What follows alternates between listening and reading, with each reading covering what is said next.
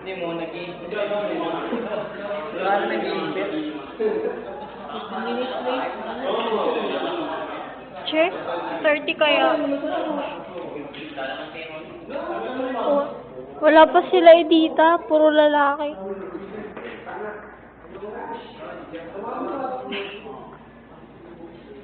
Ay, may papanood ako siya. Kaya lang. Wait lang. Naiya akong kunan sila Mr. Jang.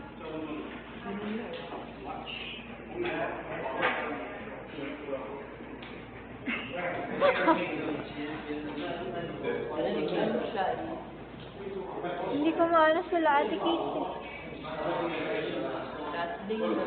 Last day na. Sabi mo bye-bye. Bye-bye. Wala pa sila Edita.